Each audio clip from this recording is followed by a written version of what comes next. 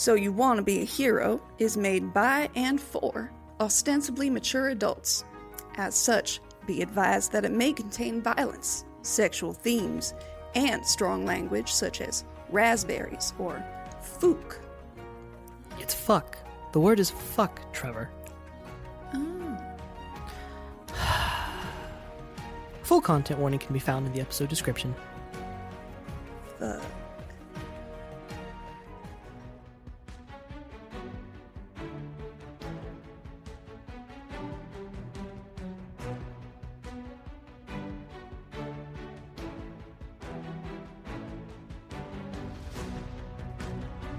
Welcome to So You Want to Be a Hero. We're four best friends that said fuck it and pressed record. With me are three of my best friends, Emily Robinson. Hi, everybody. Davis McQueen. Too much counting every time we do this intro. Laus Weindel. Yo! And still no Brad, but we miss you. Yeah, wherever you are, somewhere out there. Shut the fuck up, Yeah, Weindel. we gotta watch fair use on that. Oh, fuck, you're right. I'm going to have to cut some of that. Fine, I'll try it again. Okay. Fuck you, Brad. What actually happened is John was sick of using his little air horn intro, and he thought if he killed Brad, he wouldn't have to anymore. That makes so much sense. Right? Brad's dead. Yeah. Shit. Wouldn't be the first murder. No. He's not dead. I have a recording from him. They're literally dancing. I know you guys can't see this, but man. To the can. Hey! It's like when the sub takes over like, the classroom for the day. And everyone's like, let's test this guy. Pure chaos. All right, everybody go ahead and roll me a d20, so let's find out. 4. 1. All right, Laus, please roll me a d100 and don't roll 100. 100. No. 92, though. It's close. I would have been so upset. 92. All right, 92. Oh, I mean, this one's about y'all, though. So, please tell me your growing up anime crush. So, like, a character from a cartoon show that you've watched that was your crush growing up, no matter how embarrassing it is. Cartoon? Yeah, it has to be a cartoon. So, we'll start with the lowest number, which is Emily. So, who was your cartoon crush growing up? Tuxedo Mask. Hey! Of course it was. That's pretty funny. I've gone back to that show. Does not hold up. Yeah, you have rewatched it. I was very confused. I remember walking in. All right, and now Davis McQueen. Okay, well, I mean, this could. There's an infinite number of people you could pick. April from the Ninja Turtle comes to mind. Ooh. But the one that really got me for a long time growing up was Digimon. There was a character named Sora, and I loved Sora. I thought she was so freaking cool. We're all Googling Sora right Yes, now. I am looking. None of us it up are right quite now. sure who that is. I'm Googling it. Takanoki. Sora from Digimon. She was badass. Oh, okay, yeah. This is Okay. the one I thought you were thinking. But she's got like a helmet head. She wears a beanie. Is that a beanie? Oh, that is a beanie. It is? I thought it was a helmet. Me too. I thought it was a helmet. She's cute. Could be a bike helmet. Right? I see it. That makes sense. Damn. I think it is a beanie, but it does look like a bike helmet. It does look like a little bit of a Bike helmet. Harley Quinn and Batman the Animated Series. That's true. Good one. Okay, so my memory's not good, as we've stated before. I also don't remember. Oh, okay. I got one. Okay. Jean Grey. Oh, that's X-Men the Animated Series. That's a good one. Those animators I was gonna say knew Rogue. what they were doing. Yes, Rogue is even better. Rogue is better. Rogue. Okay, guys, my answer is Mystique? Rogue. No, it's Rogue. Rogue was and is still always very hot. I didn't feel good saying that out loud. To say that, I felt very dirty. Well, if you want, I can cut it later. No, you keep it in for the world. I have no secrets. Are we except talking the Rogue from bodies. like the original X-Men Yeah. cartoon, or are we talking X-Men Evolutions? No. I mean, yes, but also no. Original cartoon first, because I saw that before Evolutions. So, my second cartoon crush, whose name I do not remember, but he was hot AF. The new Batman from Batman Beyond. Oh, Damien. Kyle. What was Kyle? Oh, All right. all right. That was fun. That was a fun That little. was a fun one. Because you're right, April O'Neil also is a good starter. Does anyone else feel like that question was really what kind of Rule 34 porn do you watch? No, just you. That didn't answer. Nope, that didn't Just cross you. my mind. Now we've learned Davis watches Digimon porn. You sick fuck. That is pretty funny. Hey, the Digimon movie, super underrated. It's so good. Oh, Misty. Misty from Pokemon. Davis, we're off the question. Move on with your life. It stopped being fun and now it's weird. Hello, viewers. Forte Black here. Shit went sideways real fast last time. I don't even know. My brain has not comprehend what we went through. I mean, we are fine. Yes, but it was insane. There was a giant creature with yellow eyes that cracked its head to the side, unhinged its jaw, put it on the side of the Leoman's tiny hut spell. I thought it was gonna drill through. I honest to God thought it was gonna drill through, and we were all going to die. Also, Sparrow's still missing. That's not good. We didn't get very far.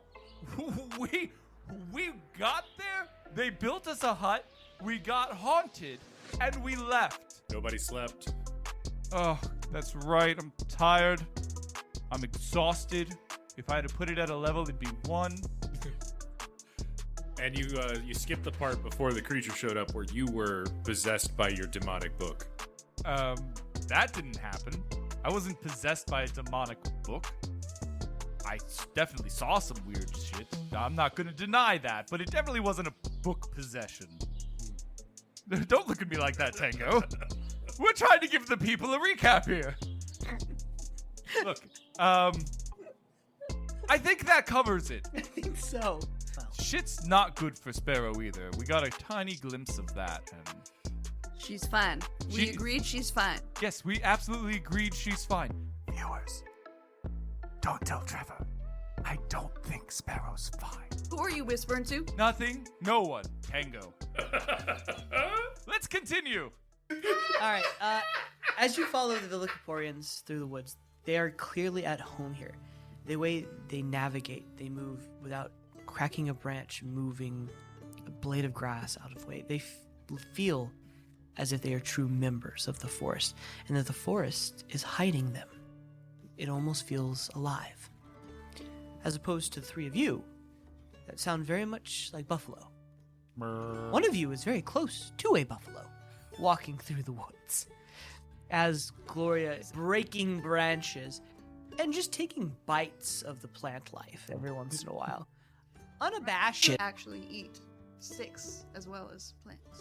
Oh yeah, I'm talking about whole tree limbs Yeah. going down. Wait, right here. rhinos just eat wood? Like Yeah. branches? I mean, assault unicorns Definitely do. eat branches. Welcome to So You Want to Be a Zookeeper, where 3 friends said fuck it, and 1 friend said fuck this. Oh my god, we should do that. Do you think we could get Matt Damon? You can tell the somber tone that has been taken by the Villacaporians. This is very clearly a funeral march. They have lit small bundles of sage and are sort of wisping the smoke out and about. Alira guides the front of this instead of Elidor, who is the de facto leader. She is walking barefoot, carrying 2 packs on her back. One that is clearly hers, and one that you imagine is that of her beloved and betrothed, his belongings. You can see that the ring that she used to wear on her finger that was made of wood and sort of intertwined ivy, clearly some sort of druid crafting magic, is worn as a necklace now instead in remembrance. And unlike everyone else who is avoiding sharp stones, rocks, and things of that nature, and twigs, she is making sure to move through the forest, beating the path for them, stepping on these stones, leaving little bits of her blood. A bit of atonement, something that different cultures have different ways of remembering the dead, but you, coming from close to where Villacaporians is from, know this to be sort of funeral rites for the sub-pantheon. And she's sort of going through labors to represent her love for the lost. And it reminds you of what you lost. Gotcha, bitch. Anyway. Do you now? You know, Tango, this reminds me of my dead wife's funeral. That what you wanted? Can you describe it for me, Laus? It was very sad. There was a lot of music playing. And I walked through the streets, weeping openly, because the woman I loved is dead. Also, there was a little band playing behind me. Do you think you should maybe offer to perform a We killed Song of her Mourning? fiancé. No, Fair enough. we should not be here. Let's just blend into the background on this one. Alright. The march takes about a couple hours, the same path they took when they captured you. Same way you go back until you eventually hit that long, open road where you were beset upon by the rock and where you were forced to sort of flee into the woods. When you arrive there, you see almost eerily quiet and undisturbed the roadway. It would be hard to believe that such a sort of bloody battle went down there. Everything has been cleaned, and there is not even a sign of a struggle. You step forward, and Elira makes her way to the path, and she begins to look around. Would you guys like to do a perception check for me, if you don't mind? Nat 20. My God, dead wife energy. Natural 7. That DWE, baby. 16. 69 and nat 20. With a nat 20, you can see that there are day-old footprints, probably about 10. Disadvantage. Oh, yeah. Oh, shit. Still natural 20! Oh, I got a 9 as well. Again. Well, I guess my gonna be the same. double nat 20 is not as exciting now. Thank you. Because I got a double 7? Yeah. That's incredible, to be honest, and I'm going to reward you. I like rewards. The odds of that are 1 in 400, right? Oh. Hey! Uh, We should be more excited for this, but I'll be honest. I mean, This is a very somber moment. it is a very somber. well, I'll take my reward in chocolate. you know, I'm excited. I just wish you could have saved it for like something important. You know? Yeah. Hey, let's see. I'm getting rewarded for this. Yeah, As- let's see what I get rewarded with. What's my treat? So, as you step forward and you look out across the scene and the battle replays in your mind, you look out and you see there, laid against 3 trees, there is a pack on one and 2 covered bodies. When you look at the shape of them and the distance, you can kind of see bits of their clothing hanging out from under the sort of canvas that is covering them. And your heart catches for a moment as you think one of them might be Sparrow. Ooh. But then quickly you discard that thought as you see the sort of rough, worn tunic, boots, and adventuring pack of Norman. Oh. And then the other undoubtedly has to be the Rock Rider. And as you look at it, you can see that there appears to be like a red pool under him, where you imagine that gaping wounds that he had suffered has sort of spilled into the ground. Something else that you notice, though, Oh, my treat. besides these 2, which Elira still hasn't seen, these 2, by the way, you see off in the edges of the woods. A tilted head and hanging of black hair, and these two sort of wisping blue orbs, like will-o'-wisp, but connected. Sort of bouncing on the edges. And slowly a sort of silver outline of a woman. Clearly transparent and meant to be invisible. But the light just caught the edges of the illusion perfectly. And you see someone watching from the edges before the light shifts and it's back to unperceptible. We're being watched.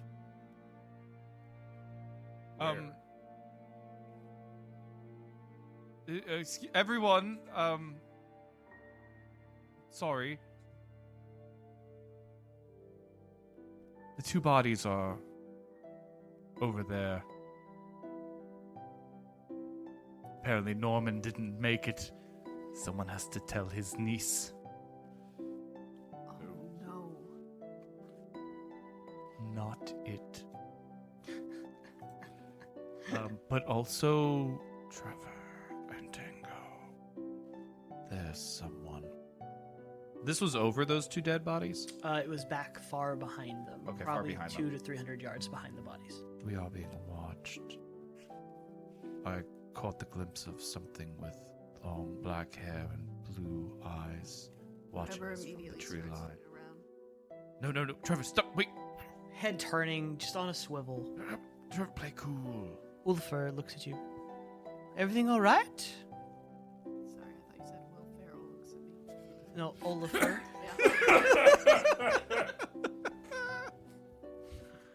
And Will Ferrell.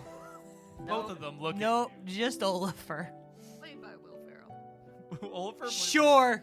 Ulfer, played by Will Ferrell, looks at you. Yes, everything's fine. Oliver, a word, if you will. Sure. What can I do for you, Forte Black? No, that was weird that you said it like that, but I appreciate it. Anyway, there's far beyond the reaches of these dead bodies. I believe someone is watching us from the tree line. Don't look. You see him like trying hard not to look over your shoulder. Don't be obvious about it. I'll tell Elidor and we'll have someone go check it out. Just stay chill. Stay quiet. I mean, I'm the definition of chill. That's you why they look call me relaxed. Lucius Forte. You look like Black. you've really slept while Yeah, you're nope, chilling. So chill. So chill. At which point, Alira. Boy. What did you say? What? Nothing. You see Alira move over to the two dead bodies to the one on the right. She immediately hits her knees and begins to weep uncontrollably, wrapping her arms around the canvas and pulling what remains of, well, Eldrium's head and cradling it in her arms. You can feel the anger as her shadow warps and shifts behind her wildly, as the nature of her blood and magic shifts and the whole feel and atmosphere of the forest dims. How do we tell her that it was Sparrow and not us that did this? I don't think that'd be very helpful right now. I mean, he kind of did it to himself. He shot at us. Let's try to stay on the down low. How long do you think is appropriate to wait before I go over there and get Norman's belongings? I would sort say of never. wondering the same thing, except not we- get. What do you mean get his belongings? Well, we're gonna need some clues to find his niece. I imagine there's something in his pack that might help us find her. Also, he's Look. got a map we want. It's a 5-year-old's birthday party in Garland. I feel like that's got to be easy to find. How big is Garland? I don't know, but I'm sure they have like that giant rat-themed restaurant for kids? Oh yeah, those kid casinos. I've seen those. I would imagine most birthday parties will happen there. I don't think I've ever been to one of those. No?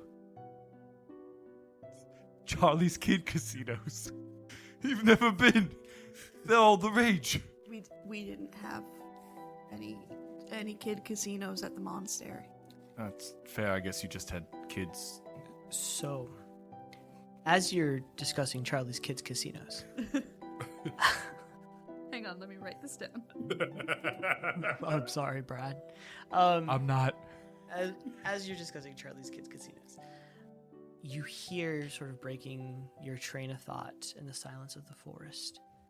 They left him here lying in the mud like a dog. They deserve what they get. At which point you hear Elidor. That is not our way. You must honor him. You must grieve. But he is returned to the earth. The cycle must continue. No one escapes it. No one. They took his locket and his ring. Look at left- the two of you. They didn't leave his dignity. Why should we preserve theirs?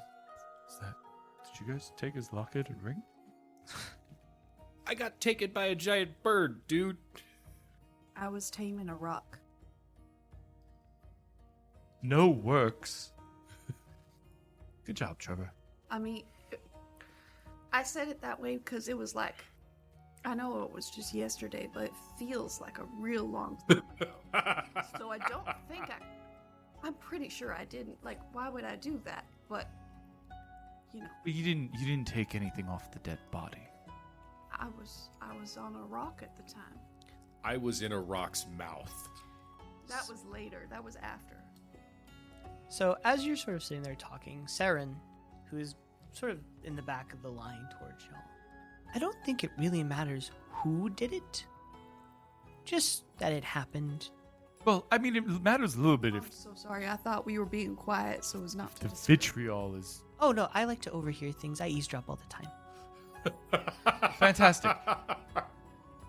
Look, I disagree only because if the vitriol comes against us, I would like to make it clear that we were not the ones who took anything from the body.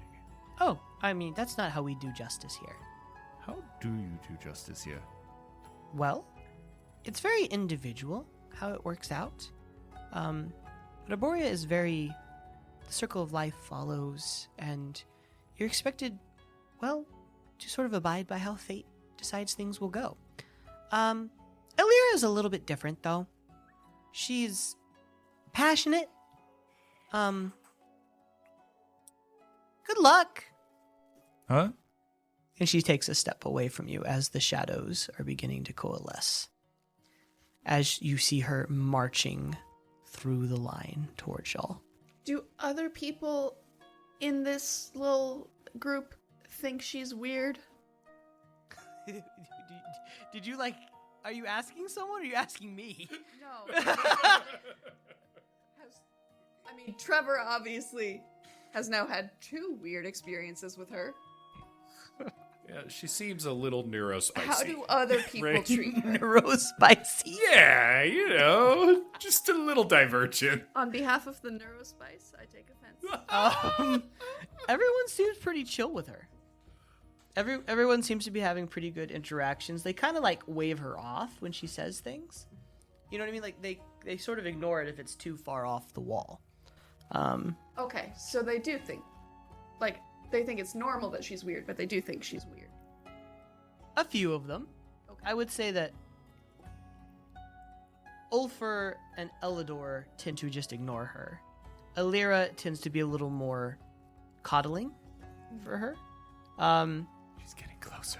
And that's it. And at this point, Elira is about 5 feet from the group of you. Do you have it? Do you have it? No, but we never took it. Then who did? What are we? Who's the one of your group that's missing? Would they have taken it? I don't know. Would they have taken it? No, Sparrow wouldn't have done that. Taken what? The locket I gave him. Our wedding day gift. It has no value. Except to me. Sparrow would never do that. I don't think Sparrow would have taken it except Except what? to return it. But I can't After killing him. speak for someone who's not here. You know, Are you sometimes- supposed to be heroes, the three of you? Is that what you said when we first saw you at the Those camp? two are. I'm merely the benefactor. I spread the word of their stories. How many people have you killed? a lot? It's good. No, it's Trevor, Tango. Shush. Well, not just in the capacity as a hero, but I don't know. That's worse. How many people have you killed? None. Ever? Ever. How do you survive out here? We support each other. We protect each other. Right. Sometimes protecting means killing. Right, time out real quick. So sorry. Apologies. He loves to speak, and he is from a sex militaristic cult. So, No. This has been a long time coming. Listen, I appreciate your deity. Feeling so bad right now. I respect. Aboria. Yeah. But, you know, you've seen it. People coming in, destroying your forest, and what, you just let it happen? You're not going to stop it? We stop them, but we don't kill them. I mean, what if they try to stop you from stopping them? There's a difference between fighting, capturing, and sending back home. Listen, fate, the balance, death, you've all been a part of it, and we're tools in that. You need to see it. this is the militaristic. So you think you've done the right thing so far? All of it. Oh, no, absolutely not. I've done too many bad things. But can't always control the outcome of what I'm doing, you know? Do you think you're a hero then? Do you think you deserve that title? I think I've done heroic things. Probably not. More than the bad? I think so. You're not just a hero some of the time. And she looks over at you, Trevor. Yeah, she looks over at, sorry, I should say that out loud. Yeah, she looks over at Trevor. And you, Paladin of Esnius, leader of this band, is he says it? Well, actually, I am the benefactor, so technically I am their leader to a degree. But So it is you who holds the blame. I don't. I will. Yes, I hold the blame. Guys, I think I'm gonna die. I will. And then you see Elidor grab her. This is a time for mourning, not a time for vengeance. Walk away and prepare your rites. You can see, like, the shadow was beginning to press in on you, and breathing was becoming difficult. As she... I will have my pound of flesh. And she walks away as the shadows recede. And Elidor, I'm so sorry. She is grieving. She is not herself. Yeah, been there. Although, if I do have a pound of flesh missing the next time I wake up, I really hope it's not my hands. Saren goes, yeah, that would be bad, wouldn't it? I'm a violin player. Can you imagine all the things you couldn't lift up or eat? Saren. Soup. Saren. Yes? Shh. And she puts a little finger on your lips. Shh. Do you need a mate? Sorry, a maid? Mate. Oh my god, she's the squirrel from that Arthur movie, Sword in the Stone. Oh, she is!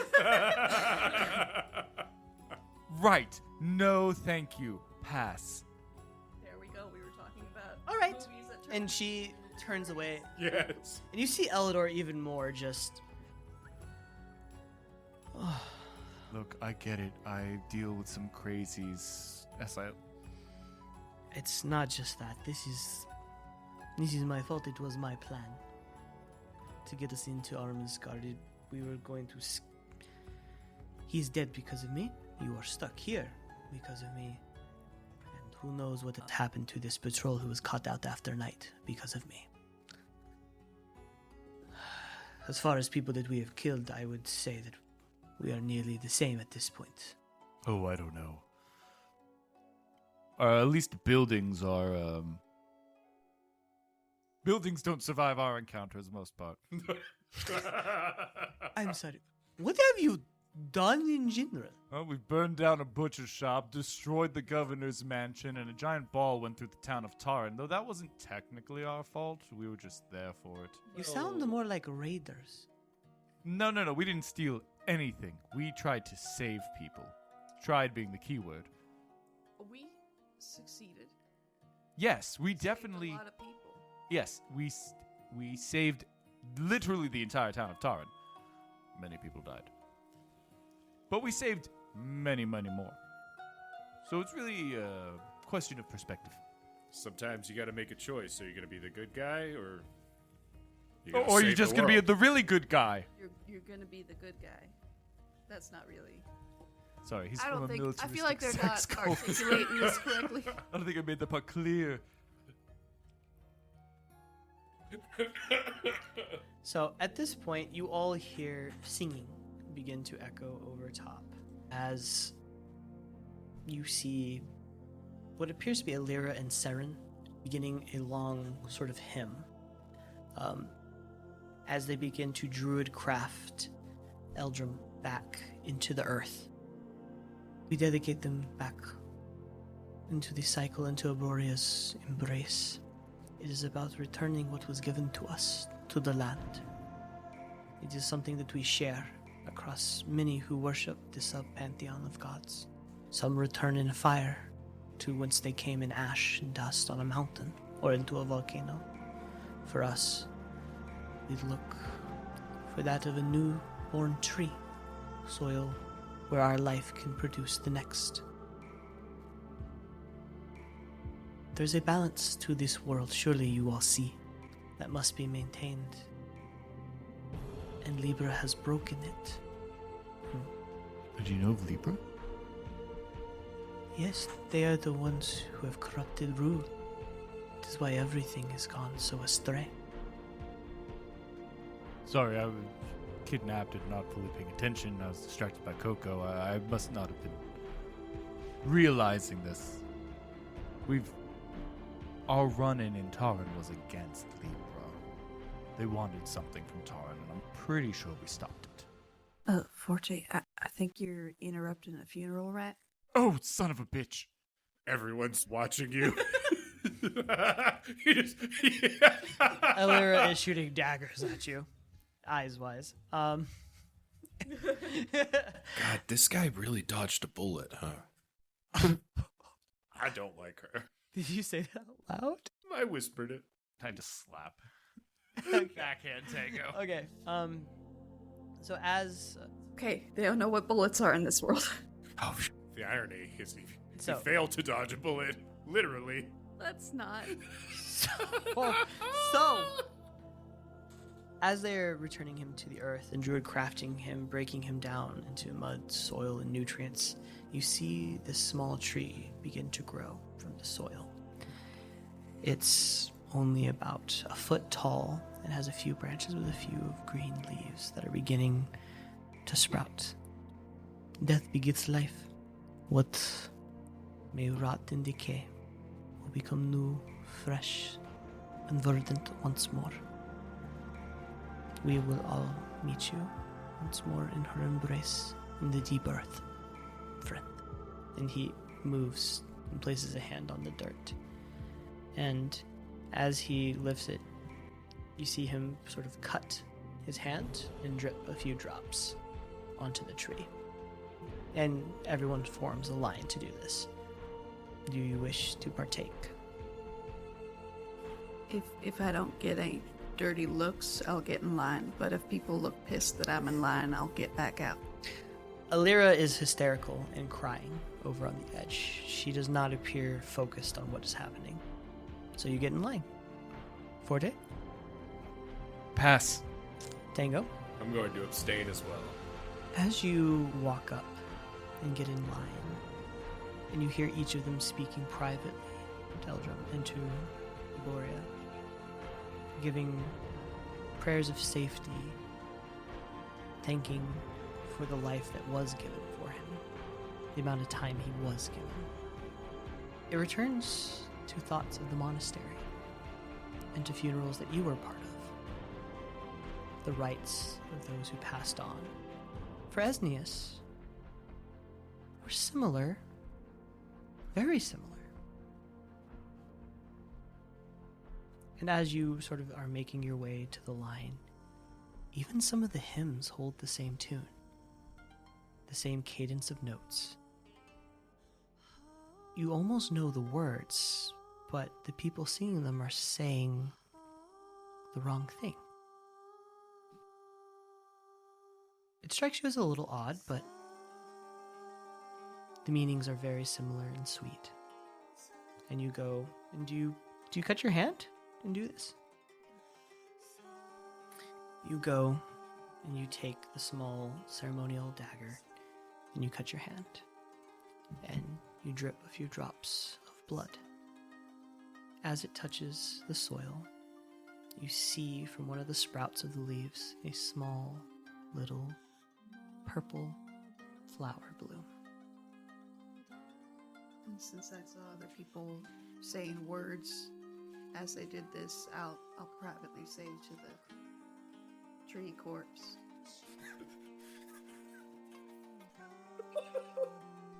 I'm real sorry about what happened.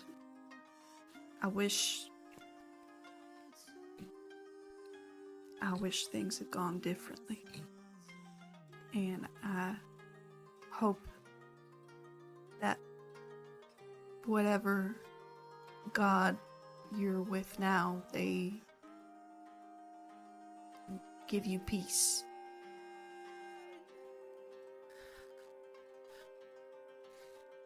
That's a good song that they were singing. In your head, you hear a crunch of branches. That was very good. My heart stopped. I thought Gloria was eating a tree. I know you did. That's why I said it like that. I was trying to really fuck with you. Okay. That was a good one. Good eulogy. Is Norman's body still like? Just sitting there on the tree. I'm gonna pick it up and carry it a little ways away as I walk away from the line. Okay, you walk over to Norman's body. Do the two of you see Trevor do this? Well, now's your chance to go get information on where his niece is. Yeah, is his pack and everything on his body? Or His pack is sitting on the tree next to him, yes. I'll, walk over there and grab his stuff. Okay, you walk over there, sling it over your shoulder. While he's doing that, I want to refocus to the tree line where I saw the blue eyes and the black hair, and see if I can't spot anything. As you focus to the tree line, this time much, much closer, you see that same outline. Does it see me seeing it? It is. It's literally just looking straight at you. I'm going to take a few steps forward. It will also take a few steps forward. Interesting. Somebody put a mirror on that side of the tree line. Everybody knows Forte loves Forte. That's true. He's like a golden retriever. I'm Does not recognize his reflection, but is impressed.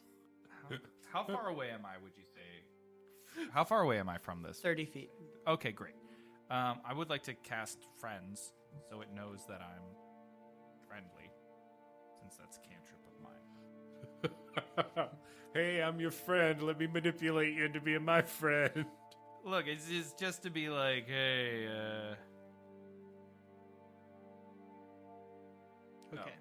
don't like how friends ends. Yeah, I was about to say there's a second half of that spell. Are you Maybe I sure? don't. Maybe I don't do that. That's some bullshit. The ending of that spell. I know. I agree.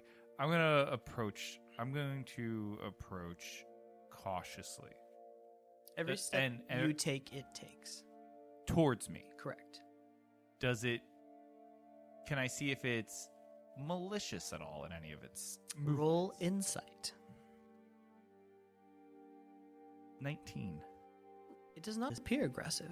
It is very calmly walking towards you. All right, I'm going to approach it. It is mostly an outline. It's like geometric shapes more than a true visage. If I move my hand, does it? It does not mirror that. Okay, cool. No. Hello. Good thinking. Where you would imagine a mouth would be, there is nothing to speak. It raises what you can only assume would be a limb, and it reaches towards your pack. I know what's in the pack. You do. And I put my hand on I put my hand in the pack and on the book. Does the book feel any different? It's warm. Friendly kind of warm? I mean, it's not burning you, so it's like a hand warmer warm. Okay, I'm gonna pull the book. Nice. I'm gonna pull the book out and I'm gonna open it up. So you pull the book out, and you see, as you go to open it, the being places a hand on the cover and shifts into the book, disappearing. So Forte, I got the Forte. Hey, give me a glove check. 9. There are no gloves around. Yeah, I look for gloves in the pack. I'm gonna search through this pack. Do I find anything of note? The pack has been rifled through already. Ooh. It looks like it has been tossed and turned, and there's not anything in it of value besides the map, some rations, what appears to be like a letter, inviting to a birthday party, and things of that nature. As you're sort of searching this pack, Trevor, roll me a perception check. As you've got the pack, he's got the body, and he's sort of cardi. 4. Nope, nothing. All right. Yeah, that's what you see in the pack. Hey, Like a couple silver pieces. Trevor, it looks like Forte was right. They are having that party at Charlie's Kids Casino. Well, that sounds like fun. That's good. All right, roll me insight, by the way. 11. As you look at this note, you know that there is no Charlie's Kids Casino at Arminsguar, which is where you're traveling through. And it might be at Garland, but weirdly enough, the address is incomplete.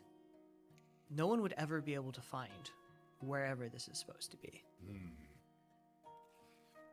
It's kind of weird, though. There's no address for the party. It's just an invitation. I guess Norman must have known where he was going. Are there usually a lot of Charlie's Kids casinos in towns? Doesn't mention Charlie's Kids Casino. I mean, In massive cities, there's at least 5. Oh, okay.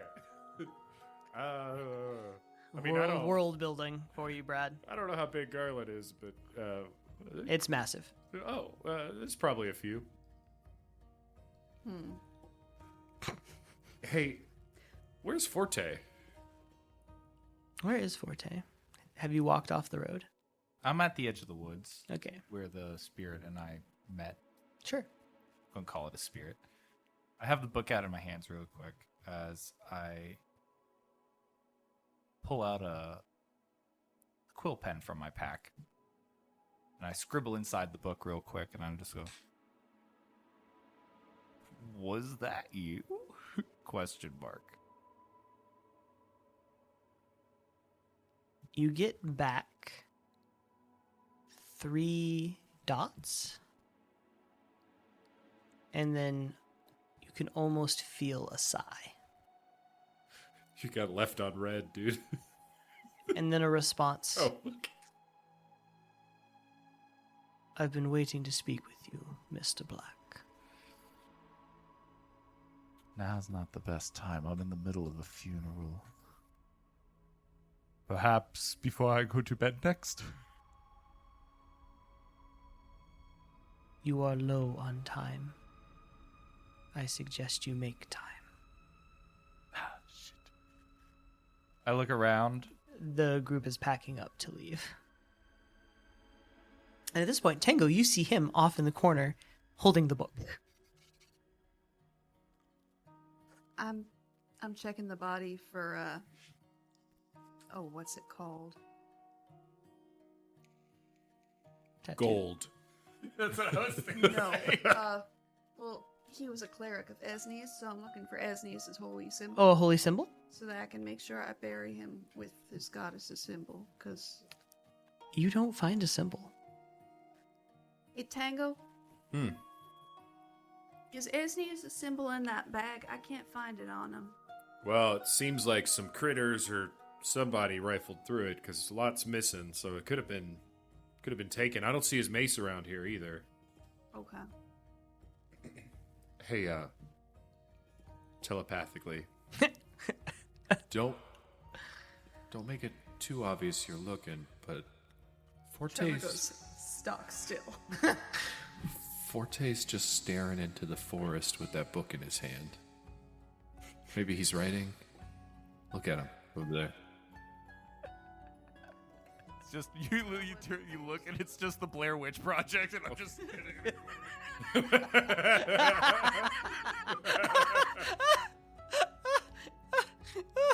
just okay. Look quickly and then look back. You look quickly, and Gloria's head turns and looks as well. Yep. Super weird. Want me to go poke him? He's writing in his journal. That wouldn't be very nice. Trevor, that's not. I want to poke him. That's an evil book. Listen, I have a theory. Remember, we met that trickster god on the road who told us that very elaborate story? The one without an end. Yeah. Yeah. That story had an evil book that completely changed everything, right? It was kind of the catalyst for the climax. Yeah. Yeah, it did. And that's an evil book over there. Right there. How many evil books are there? Well, I'd probably... Like, globally. Well,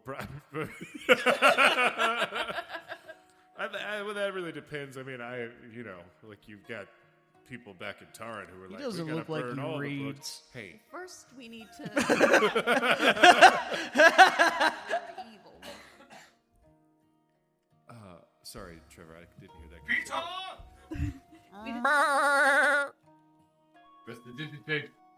I get on the Peter and I just follow the party when they start moving. I have to read unperturbed. Roll me animal handling. That's pretty good. That was really good. It was a 16 on the dice, which means it's an 18 in real life. I was saying that while you two were talking. Yeah. Peter is sure-footedly following the Villacaporians. I guess I'm having a conversation with the book spirit. Yeah. No, so, all I'm saying, Trevor, is in that story, that sweet, sweet kid read that book and then turned into a monster, right? And Forte is already a monster. No. What? So... No. I'm confused. I love the logic here. Yeah? Why Forte's not a monster. Okay, well, he's got a monstrous personality. Magnanimous? Sure. Yeah, I know what that word means. No, I'm just saying we need to watch him carefully. There's something wrong with that book. It terrifies me almost as much as that thing that came to the hut last night. Okay. Okay. I think we should steal it and burn it. If it's an evil book, I don't know that they burn. Oh, you get the right kind of fire, you can burn just about anything. What kind of fire is that? Holy fire. I don't know if I have that. Do you have that? I'm basically made of the stuff. We got this. We got to get it from him, though. Not now, but at some point. Okay. Well, I'm You're in charge. Gloria. I'm just a little preoccupied because I'm trying to, like, I don't want to draw attention or anything because they're having a very personal moment over there, but I also need about an hour to cast ceremony so that I can put this cleric of Esnius to rest. We're gonna say that you started that at the beginning after and you took a little break to give blood for the tree.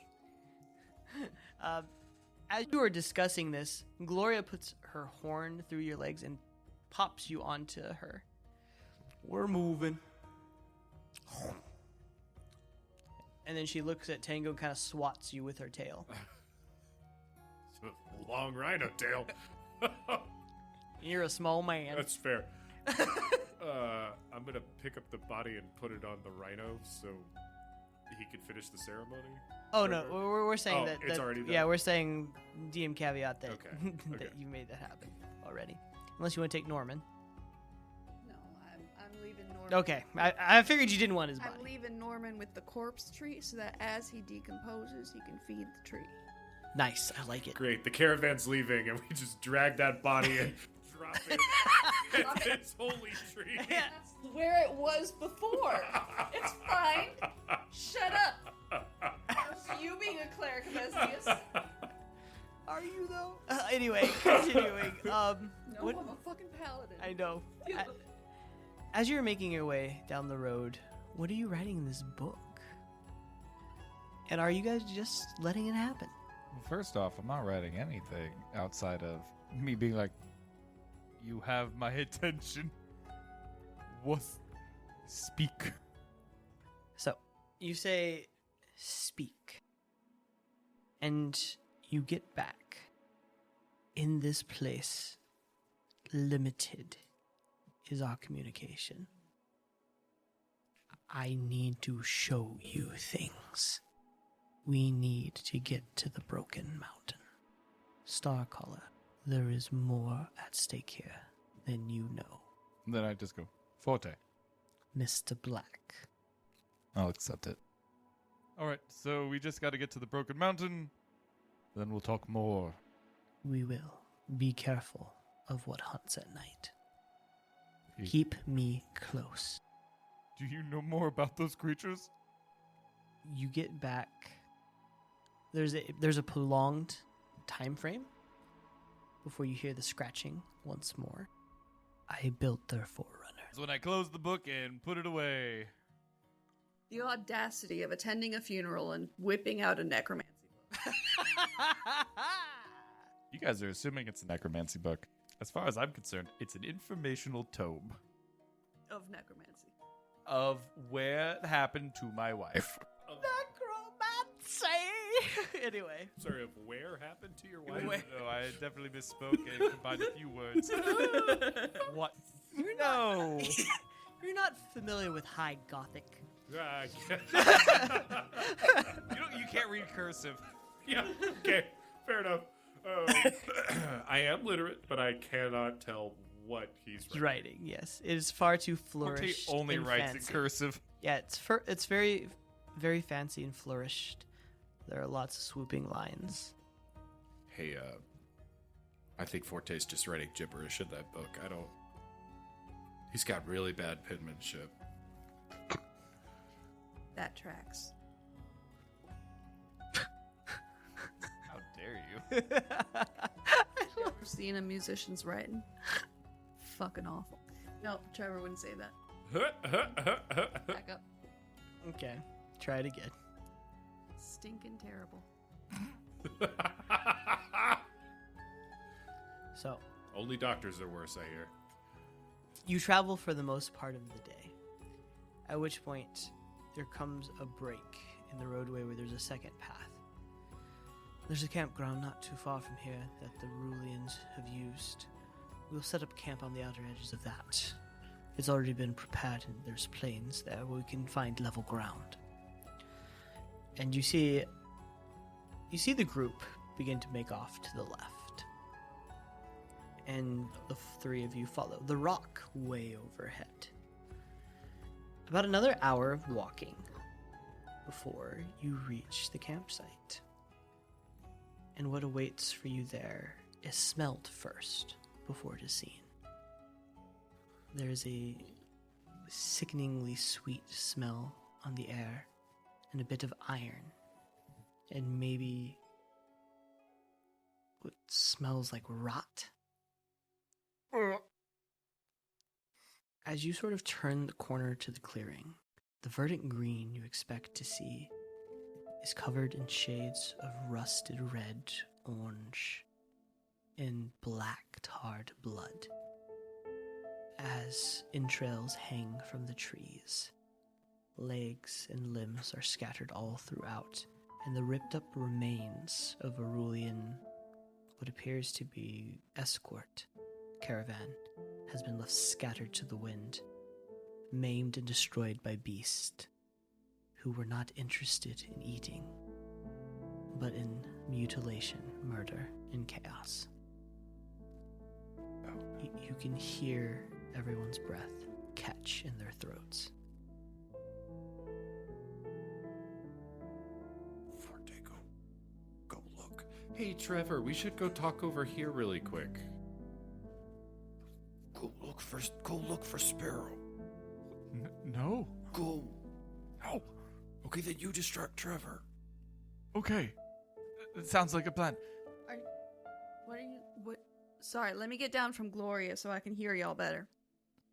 Trevor, I need to talk to you. It's very important.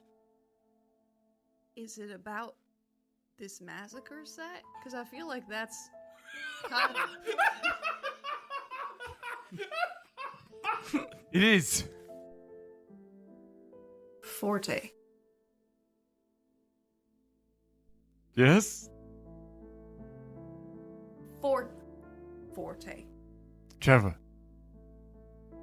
Just because you are saying that you are our benefactor now, I want to be very clear that you are still a good person with heroic potential. Thank you. I needed to hear that. Not to just kick You know the leg something that's about- near us. Forte. He was in All right, the way. we're gonna cut to Tango. What are you doing, Tango? I'm quickly walking through the camp, trying to see if I see any signs of Sparrow's corpse, Absolutely. be it guns or part of her cloak. Roll me investigation. Ooh, pretty bad at this. Disadvantage, because I'm tired? Yes. Well, hey guys, I don't think I've rolled over a 7 tonight. That is a 3 investigation. As you make your way through this camp, the sure wanton destruction unsettles you. You've fought for a cause. You've engaged in war, but even that had rules, the way things were done, and it had a purpose. This is not that. It looks like some of the ways these people died was slow, methodical. And as you make your way through, you come to a small tent that has been ripped almost in half with these long, jagged claws. And you see Sparrow's duster that has those long scratches through it and a bit of blood. But besides that, there are no belongings. Oh, fuck. I didn't think what I was gonna do if I actually found evidence she was here. Oh, fuck.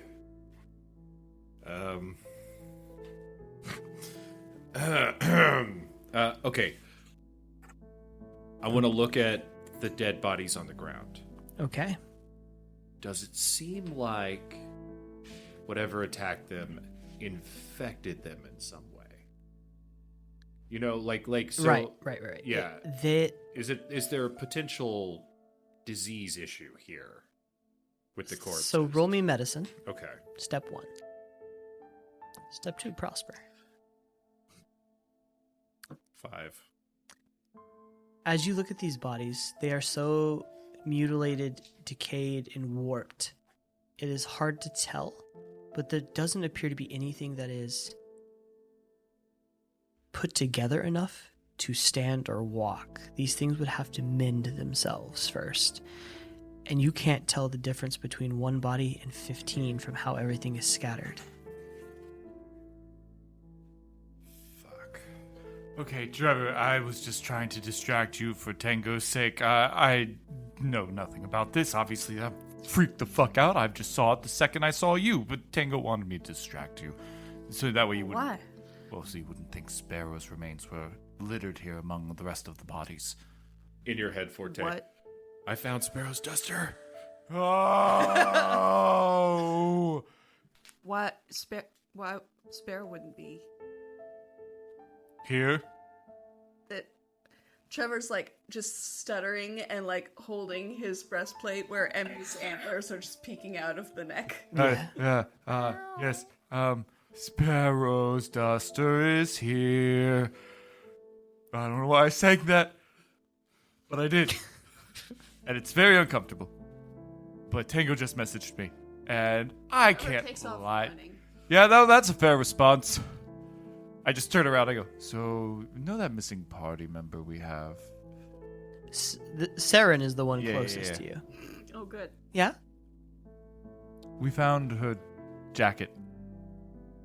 Oh, that's probably bad.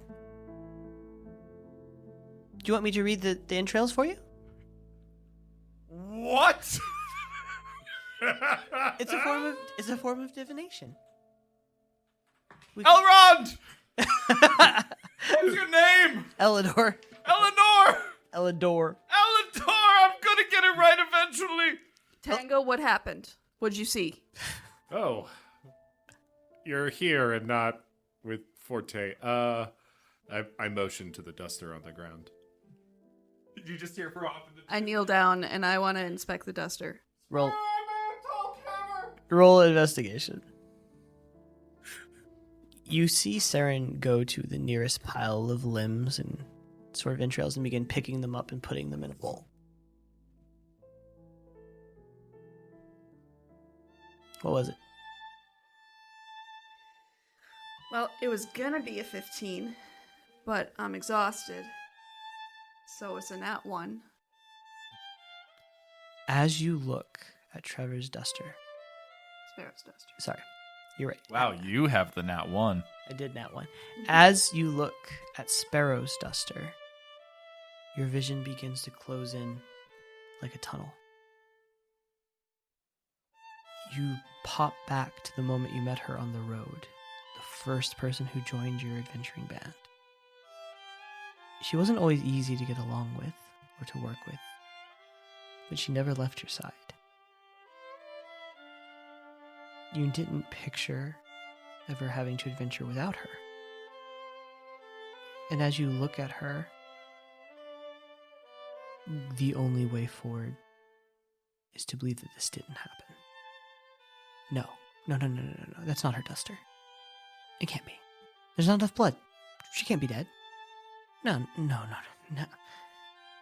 Your mind is fighting itself for what you think is likely the truth that you want to step away from. You brought her here. You left her.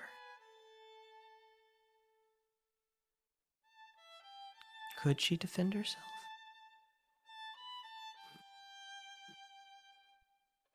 How could you possibly think that that was Sparrow's duster? Sparrow's duster did not have those stains. And it wasn't ripped in that way.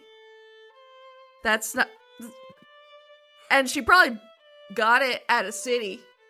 They make lots of things that look like other things in cities. So anybody could have a duster. I look down and the black powder burns all over the sleeves of this duster. You're probably right, Trevor. Of course I'm right. All right? Darkness is coming, people. We must prepare. We're not sleeping here. We've run out of time. You can see clouds rolling over as the sun is ending and setting. I'm gonna pick up the duster and put it on. Just for safekeeping. Just for safekeeping. You see Trevor Sarah. looks like he wants to hit you right now. You have never seen Trevor look like this before. Tango, what are you wearing? I'm just keeping it in case we find who it belongs to, which Put is it in a pack! not Sparrow. It's not Sparrow's. It's still a poor person's belongings. We don't just raid, we're heroes. Take it off. Whoa. Ooh. Okay. So you take it off. At which point, Here, put it in your bag. Saren shows up to her elbows in blood. This cat, man. Smile across her face. Hi, you need a protection circle, right? Yes. Okay. She begins to draw in the blood Oh my god. as she takes different pieces and forms a circle around you. Okay, remember the rules, right? Because as one of us stays in, we One- can control the temperature and the opaqueness. Yeah, one person has to stay in, okay? All right. And she works in that beautiful green magic once more. It works its way through. But this time, as the dirt comes forth, there are jagged pieces that look like iron and black that meld into a darker tar-like substance that forms around you before turning translucent to be seen through. Sometimes the magic works a little different based on the earth we're on. Oh, okay. Yeah, don't freak out. It's okay. It'll protect you. Just don't leave. Right? Of course, yes. No. Easy rules. Easy rule. I will not leave. Oh, you hear a lyra from behind her. Or just leave. I don't give a fuck. And she walks into her tent, which she sells with Saren. She does care. She's sweet, I promise. Anyway, good luck. Sorry about the things that didn't happen or did happen. Anyway. And she begins to make her way back to that tent as darkness is beginning to fall. Look. This is bad. We need to sleep. We need to go steal that rock and fly far, far away from here. This place is fucking cursed. I hate this forest. I've never hated a forest in my life. It tastes bad too. Yeah, of course we want to steal the rock and get out of here, but we don't know where Sparrow is. Well, she definitely wasn't here. Hey, why don't you make some moon tea? Okay. I'm gonna make it really strong. You begin to make some moon tea, and you feel your hand has a shake to it right now. As you feel the temperature begin to drop. Do you leave it opaque, or do you make it translucent so you can see? Can I open just a window of transparency? Sure, why not? If you want a window, I'll let it fly. All right. Yeah, I'll just as I'm making tea, I'm just gonna wipe the dome, and it's gonna go clear in a little spot that I've wiped. And I'm gonna play some music, something a little more upbeatish. Just to try Einklein knocked music. Yeah, exactly. Yes, exactly. Something All right. So you begin to play lighten the mood. music. And it's almost like every string is slightly mistuned. That's not me. Hold on. And no matter which way you tighten or loosen, you end up off tones. That sucks. Yeah, I wasn't going to be rude, but you do kind of suck tonight. Tango. I don't need your input. Sorry. Has Okay. Trevor been able to see his breath yet? Not yet. When that happens, there's something I want to do. Absolutely. Okay, sorry. I think we're all just a little grumpy and sleep deprived. Not thinking clearly, yes, of course. Here, this moon tea should help. I put enough moon poppy in there that it would knock Gloria out, so we should be good. Okay, great, good. You feel Emmy curling deeper into your chest, and you begin to see your breath on the air. I'm going to channel divinity and use my divine sense. What's the range? 60 feet. Okay. You don't sense anything yet, but I'll leave it running as you close your eyes. And what does it look like? To anyone else, it just looks like normal. But in Trevor's eyes, everything kind of has this mauve haze to it. And then a couple people or things have like a little cloud of glitter around them. Like Pigpen from Peanuts, except glitter. Sure. All right. At which point, the forest grows eerily silent, and the clouds roll over the moon, and full darkness takes. Oh, his tea's working good. As you look out into the forest, through your singular window, you see nothing but pitch black at the edge. And then you hear it. Trevor, help! Trevor! Ah! As it echoes through the forest. Fuck, I think I'm hallucinating from the tea. Trevor's gone. You see Trevor step through the wood Wait! and begin to run. I feel like I heard something. It's getting heavy in here. The two of you watch Trevor step out and run through the door. Oh no. No. Hold on. Yeah. Wake up! Yeah, partially drugged, I'm going to run out after Trevor. Sparrow! Trevor, no! Hey. One of us has to. Trevor! Sparrow, I'm coming! Trevor, help! One of us has to stay in here, otherwise we lose the spell. Sparrow!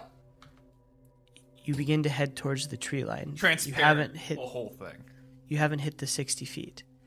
As you transparent the whole thing, you see Elidor in his fully transparent looking out going.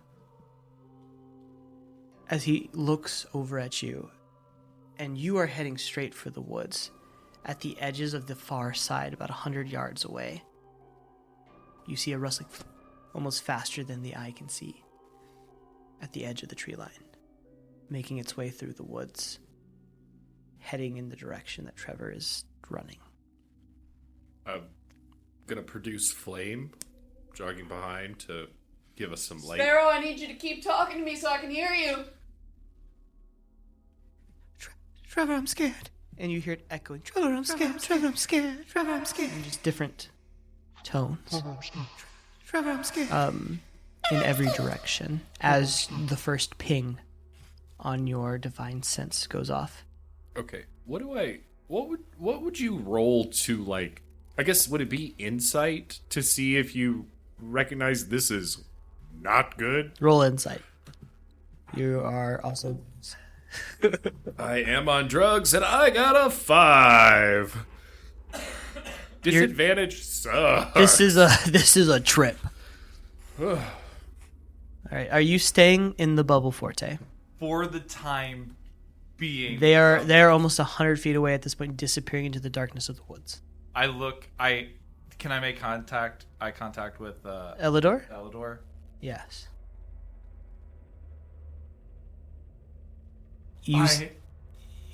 Sorry. And you step out And I step out. and begin to run. Yeah. All right, you. Gloria's still in the tent, though. Gloria's with the rock, but Oh, yeah, okay. they have their own protective field. As you head toward the forest, and you get that first ping of divine sense, something large and fiendish is 60 feet to the south of you, and then it's 30 feet to the north, and then it's to the east. Is it the same thing? It's moving so fast. You're having a hard time tracking it as the woods begin to go pitch black. Now I have my flame. Does that get... It gives you 30 feet of dim light, Okay. but it is beginning to be pressed in.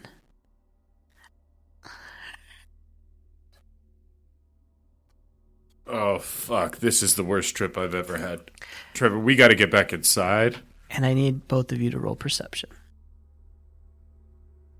You're following the flickering light that has now disappeared into the forest. 19! First good roll. Can we just go ahead and make that my initiative roll?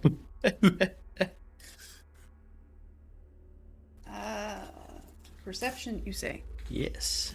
6.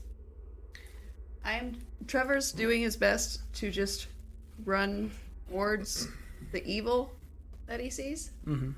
Because he assumes that they're hunting Sparrow. So where he finds that, he'll find her. Fair enough.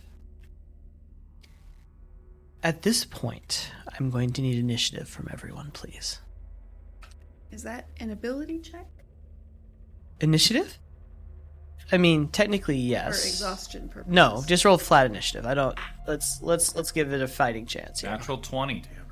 Nice. 14. Guys, I've been on fire with my 20. Is this It's- dice broken? I've rolled 3 nat 20s tonight. It's just, I have disadvantage. Did you bring your pack with you? Which pack? With your book? Or did you leave it inside the thing? No, because it disappears, so I would take it with me. Okay. Sounds good. She also said, don't let my side.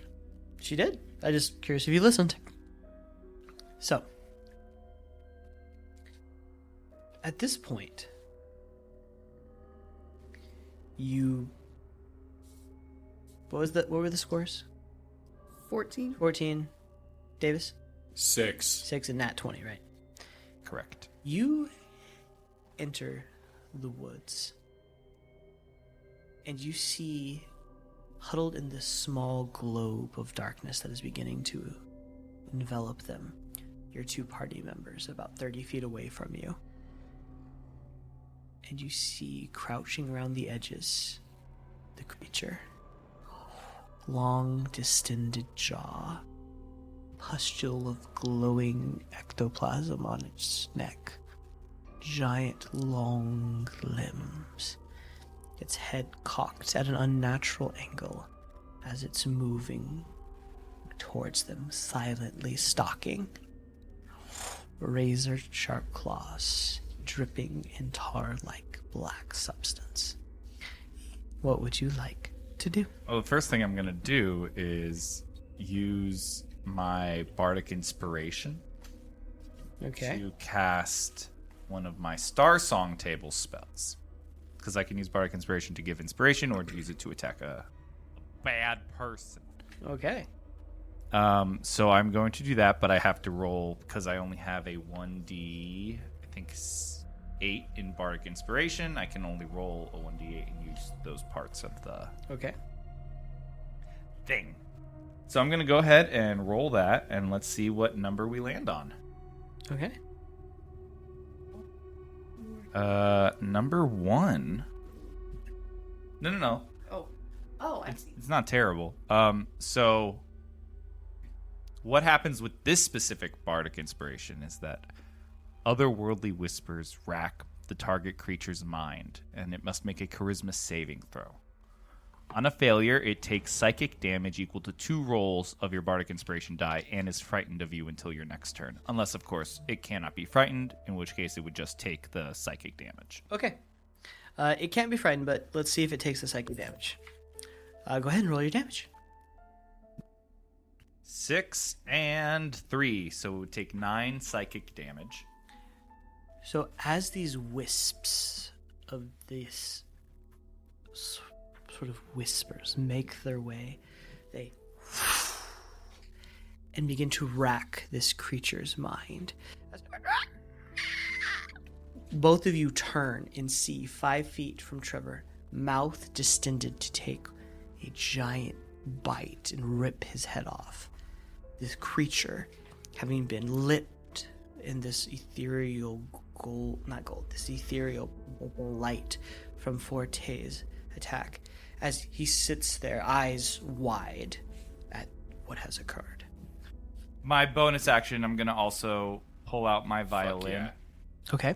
And I'm going to cast in this cantrip consistent performance, which just means as long as I am concentrating and playing the violin, I gain advantage on all performance, and Bardic Inspiration die may not roll lower than a 3 for as long as I am concentrated for the next 10 minutes. Okay. Oh yeah, that's pretty cool. All right. Dude, good fight music. Well, thank you. I stole it from one of Brad's playlists. Love it. That's my turn.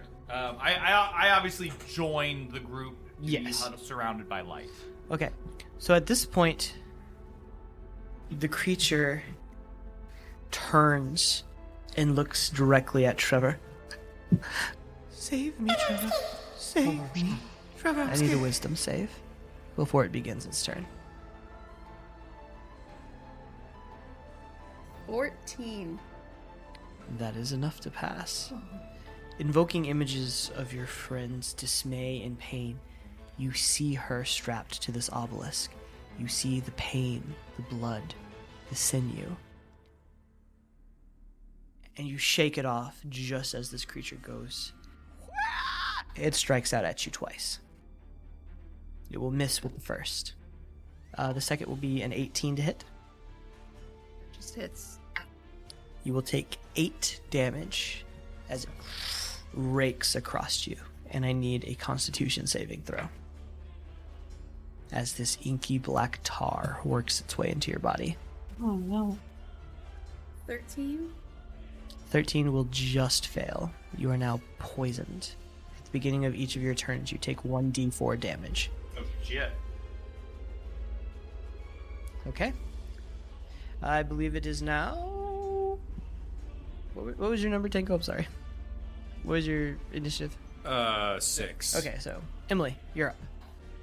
So it's free action. I'm going to say split to bring out the double heads of my great axe. Abso-fucking-lutely. It's clobbering time. Slickety split. It's a drag name. It's probably taken. With my bonus action, I'm going to bless myself and up to 3 creatures. Okay, myself, Tango, and Forte. Okay. And then I'm going to attack. All right, go ahead and strike out. Okay, that's a 26 on the first hit. It will hit. You want me to roll damage or roll for the second hit? Roll for the second hit, and then we'll do damage all at once. Okay. 28 on the second. All right. So 14 damage on the first hit Okay. and 15 on the second. Okay. For 29. So as you strike this creature, you hear its bones crack and bow in, snap back, and begin to mend themselves. Uh-oh. I would like to smite. Go ahead. I don't like the way you said that. Yeah, I'll use a level 1 Divine Smite. 6, 7 is 13. Plus another 7 is 20 plus 6. Another 26 damage. All right. Radiant. As this of energy erupts over it, you watch as bits of its hair and the slack of its sort of skin of its face go cascading off and burning into the woods, disappearing as it begins to slowly reform. You feel like you've dealt a lasting blow. Where is she? Trevor, help! As the creature jaw dangling. Okay, not Forte. Tango. Tango, Honeypot. Miniature Balrog extraordinaire.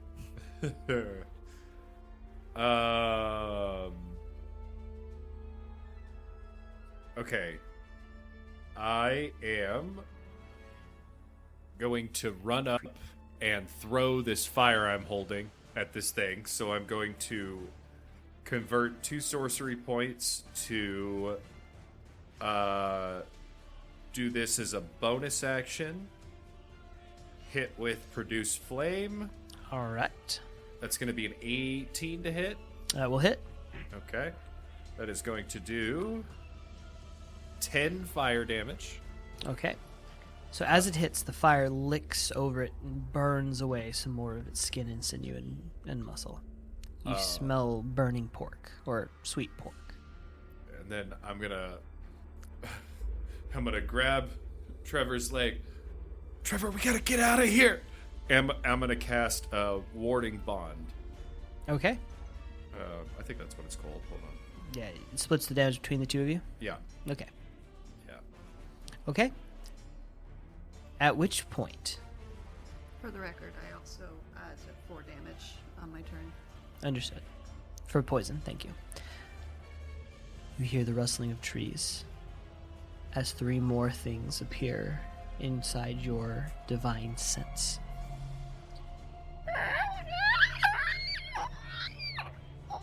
As different bits and pieces of the tree line begin to shake around you. You think you probably have one more round before more are here. At which point, we are going to enter a new style of battle initiative. We've completed the first round. There will now simply be an enemy and a player's turn. I will allow the players to choose the order of which they would like to go. They will all act at once, and then the enemies will act. So, Oh shit. what would the 3 of you like to do? Well, first, I just cast a spell, so I gotta see if my wild magic goes off. Go for it. It does not. Okay. Good, because I didn't have a table up. Cool.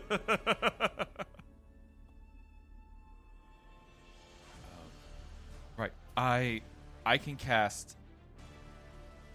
I'm going to cast Symphonic Hope. What does that do?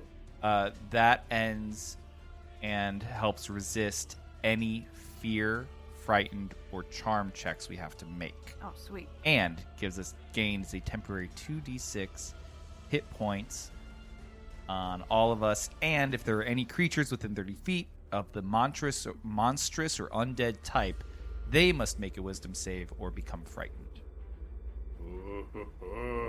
So that's what I'm doing. And then I also... I agree with Tango. We probably have to get out of here. Maybe if we get back to the camp, there's better numbers or something. But as I'm saying that, the song changes that I was currently playing. It's not a concentration spell, so I still have my concentration from before. Understood. Just add a new layer to the melody. Exactly. Yeah. There's a new couple flourishes that pop up. So I'm gonna roll 2d6. Sounds good. And that is going to be our temporary hit points. So we all gain 6 temporary hit points. And now we have advantage on all saving throws to resist fear, frightened, or charm effects. If we were already fear or frightened, it would end. And now I need the creatures, if any, are within 30 feet of me, and I am in the center with the two. They have to make a wisdom saving throw Okay. or become frightened. We are going to go ahead and roll 5d20.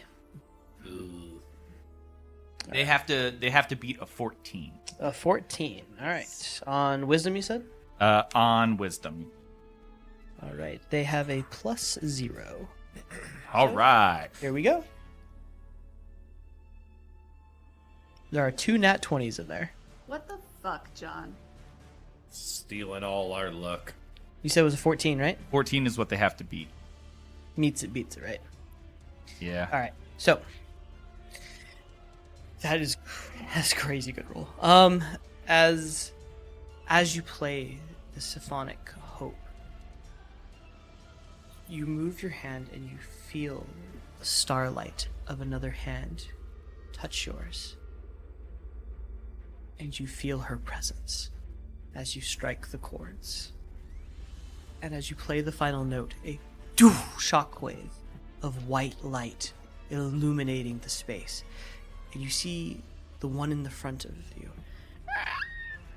bashes down away from it, as another on the far side does. But 3 around the edges quickly skirt behind these large trees and miss the brunt of the shockwave and look to be continuing towards you. We have to leave. All right. All right, so that was my turn. Yeah. Tango or Trevor. Oh, Whoever- well, let me give you a bardic inspiration, just to... Okay. Bardic Appreciate it. inspiration.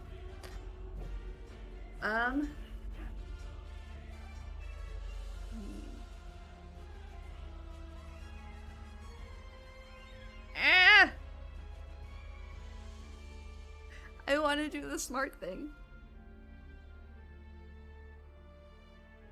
Trevor's just gonna. How's this thing looking? It looks pretty fucked up. The other 3 don't.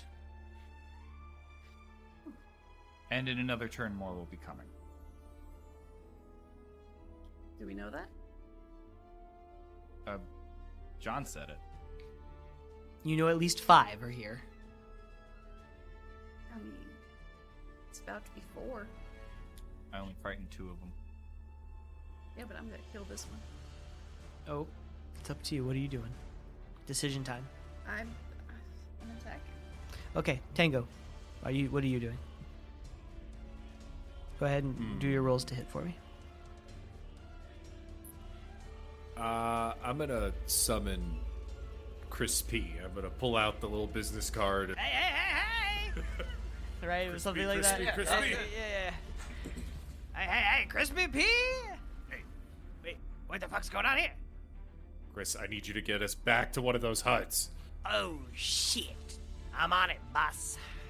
Okay, wait till Trevor swings first. Okay, go ahead and roll it. Thank you. Yeah. Alright, I have a quick question once I find the thing that I am looking for, which is here somewhere. Probably. There it is. Okay.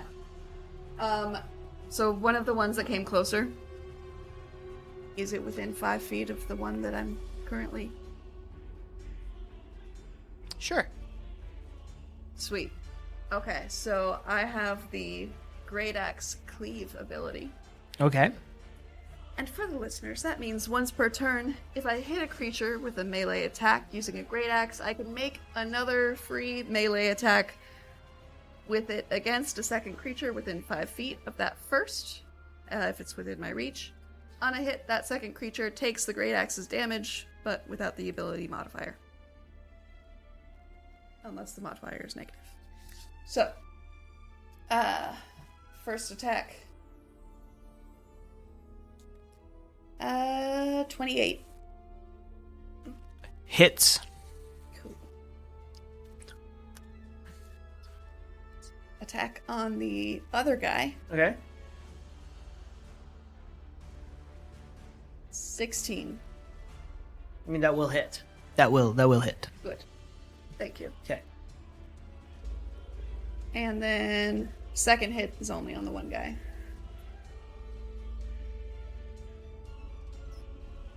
Plus 1 is 5, 15. A 15 will hit. Good. Okay. So 2 hits on the one guy. Okay, go. Just tell me the On the damage. second guy. The one that cleaves and goes on to the second guy, I'm gonna smite on that. Okay. Level 2. Oh god. Alright. So that hit. The main damage is 12 plus my smite, which is 3d8 plus 6. 5, 7, 8, 14. Okay. Oh no. I meant to divine smite with one of my level 2s. Is that okay? Sure. There we go. 21 radiant damage. Okay. So as the axe cleaves through, and there's this burst of magic, the first one is cleaved in half as both parts hit the ground, as it lodges itself into the second one's collarbone. You watch the one on the ground, its 2 halves slowly inching towards each other. But next damage. Okay, John.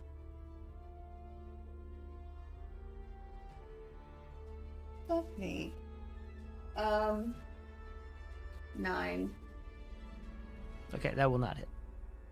No, I know. I wanted to say it once. Anyway, it cuts in a little deeper as it reshapes its bone, pops it out, as you can watch the bone knit itself back together. All right. So the radiant damage and the fire damage is not stopping the regeneration. The radiant damage appeared to, and the fire slowed it down. Okay. All right, Daddy-O, what are we doing? Trevor, you gotta come with us. We need to find Sparrow. Blip us back towards the hut. All right. Take us to Sparrow. Sparrow's in the hut. he puts a hand on you. So he can only. Sparrow's not in the hut. So you don't have to come. by the Yeah, if you're not willing, you don't way. Yeah, have to come. you could stay. Yeah. Tell me that. Well, Because he wouldn't. well then I kind of figured, but I like that narratively. But we only move 15 feet. But the 2 that we're next to have to make a dex save for the fire explosion. Well, that goes out. one's is on the Dead. ground. Okay. So, but the second one, Hang on. Since I don't go, do I have to make a dex save? that sounds right. Each creature within 5 feet of the space. So since you're not coming, yeah, you got to make a dex save. That is a 7 plus 2. 9. All right, that's probably no. So what's the damage? Oh, and I also took. Another 4 poison. 4 fire damage, Okay. but I take 2 of Trevor's. Maybe 4 because fire warding bond. damage. Yeah. Yep. Well, shit. What's the plan now, boss? God damn it! I need you. Okay. Throw those fire bolts you throw. Yeah, you can't do that till next round. I know. but I love you did the Spider-Man finger. I did. I'm crispy. All right. That will bring us to their turn. One of them takes off into the distance of the woods, just scared, running. Oh, thank God. The other 2 move in on Trevor, who is alone in this sort of smoking crater of fire. And Lash, I thought you were a hero. Why didn't you save me? You need a wisdom save.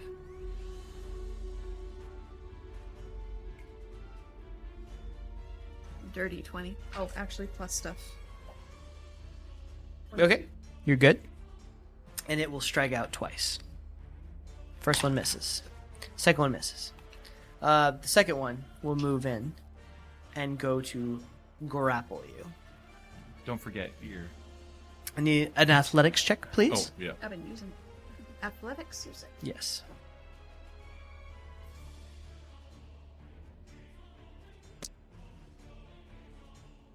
And you have my bardic inspiration too, so.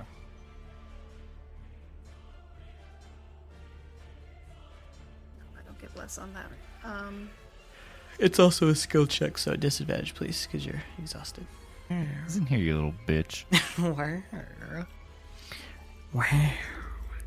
Did you say 19? 18. Okay. You pass. As it goes to grab you, you're able to squirm free as it can't get purchase on these metal plates that are guarding you, your plate armor. See, that's why you don't want all that filigree on your armor. You just want good, plain, smooth armor. So it can't get ripped. Nothing to grab onto. At which point,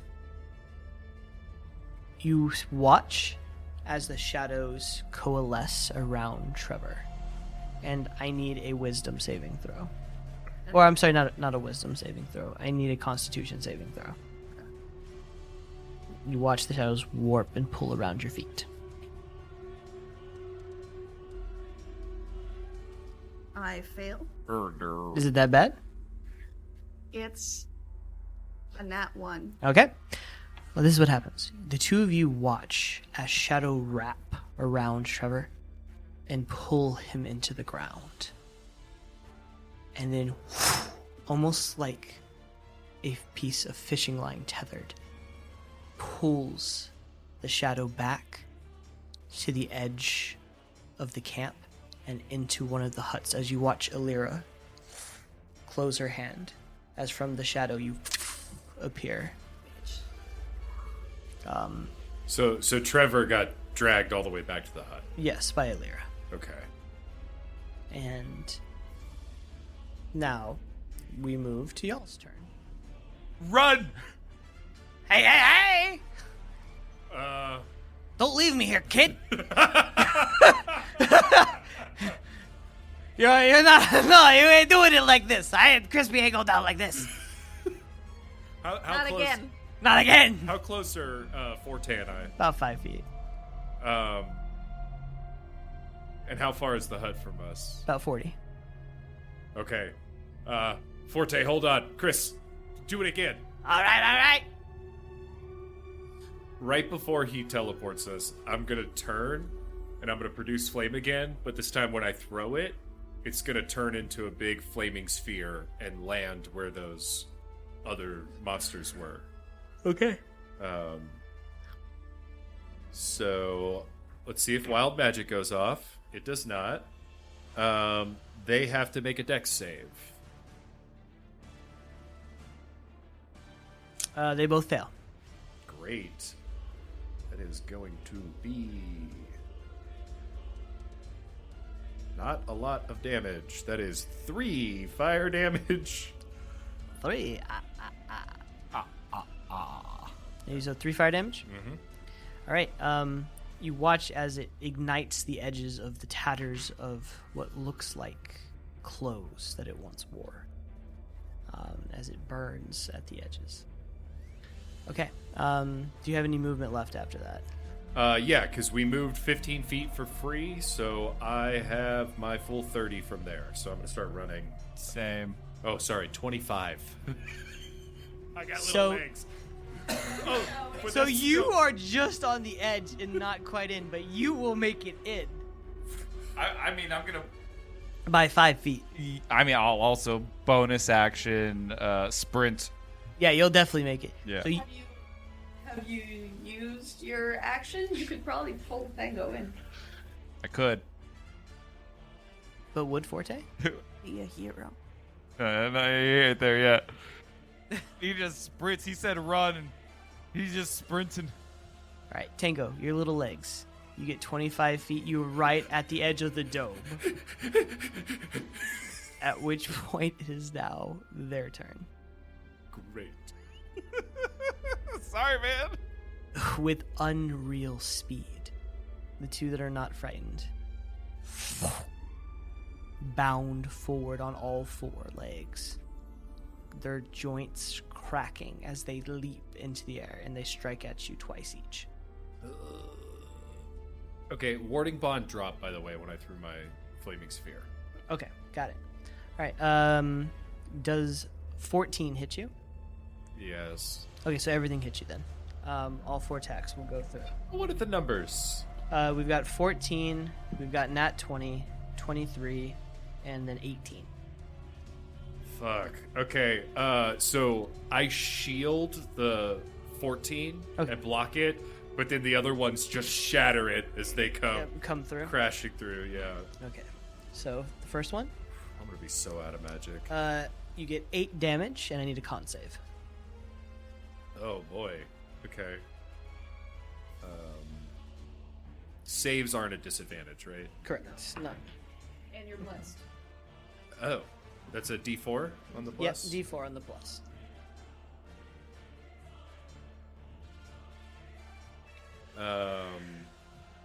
Plus 5 is 23. 23. All right, you're not poisoned. Second attack. You will take 13 total, Holy shit. and then I need another con save. 12. You will fail. You are now poisoned.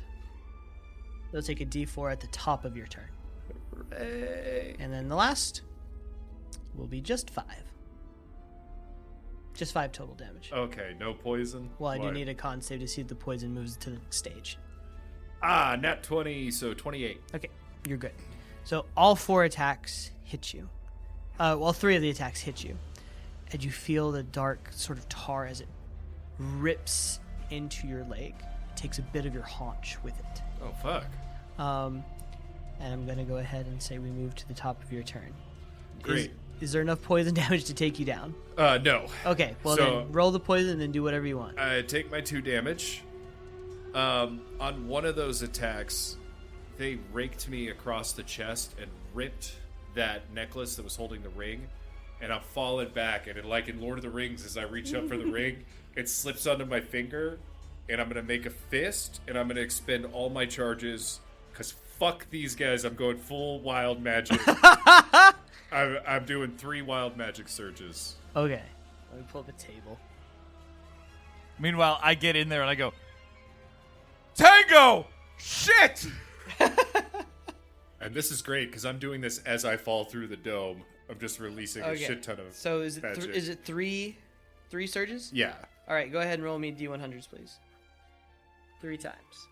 50. Okay, 50. All right, next. 55. Hold on. Okay, continue. 67. 50, 55, and 67. Okay, so here's what happens. As you reach out and grab this ring and surge, do you say anything? I say fuck you. So as you go to say fuck you, pink bubbles come erupting out and no voice with them. But then you watch as all 4 of them that caught up to you, or 2, it was all 2 of them that caught up to you, almost like a sonic boom, a invisible force sweeps their legs and smashes them to the ground, almost as just telekinetic force. And then an illusionary copy of you appears, smoking a pipe, tosses it, and explodes into fire Fuck yeah. as you do like 40 force damage. Yeah. Fuck yeah. This magic table's wild, by the way. And just boom erupts as I imagine you step in to the protective dome. Yeah, I like narratively that their hits made me, like, pushed me in and I'm falling backwards into Alright. it. And you fall into the dome as dust scatters, obfuscating everything around you. Am I being restrained by this woman's shadows? No, it released you. If you would like to move away, you can. I'm gonna stand up and dust myself off. You're speaking bubbles. Lots of bubbles. All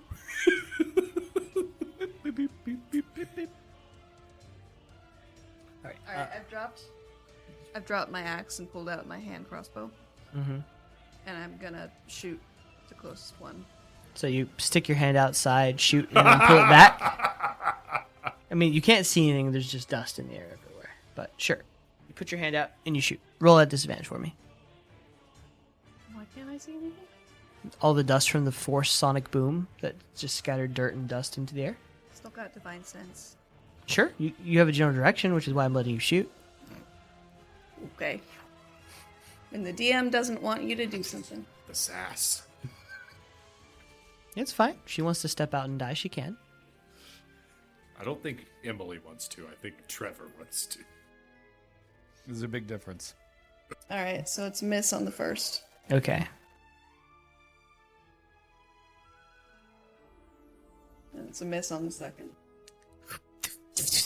Into the dust. As it begins to clear, the darkness of the night, you've truly entered the witching hours of it. And with that, you get a better look at what is going on.